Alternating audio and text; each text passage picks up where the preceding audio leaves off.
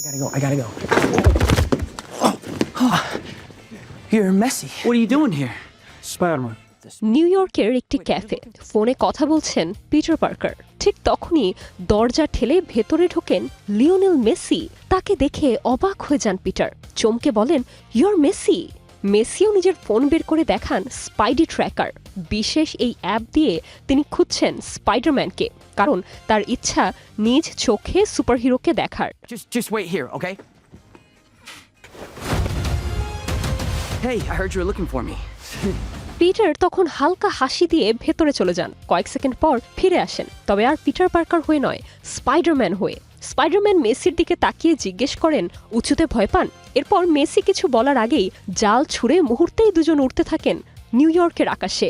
ফুটবলের গোট আর মার্ভেলের superhero crossover ভক্তদের জন্য ছিল সবচেয়ে অপ্রত্যাশিত চমক। ভিডিওর শেষে দেখানো হয় সিনেমার মুক্তির তারিখ। মূলত পুরো ভিডিওটি স্পাইডারম্যান ব্র্যান্ড নিউ ডে এর প্রচারণার জন্য সনি পিকচার্সের বানানো একটি বিশেষ সিকোয়েন্স। এটি মূল সিনেমার কোনো দৃশ্য নয়।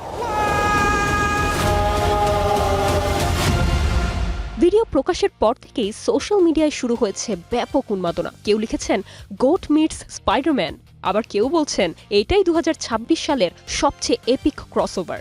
অনেকে তো মজা করে মার্ভেলের পরের সিনেমায় মেসির উপস্থিতির জল্পনাও শুরু করে দিয়েছেন, বলছেন অ্যাভেঞ্জার ডুমসডেতে দেখা যেতে পারে মেসিকে।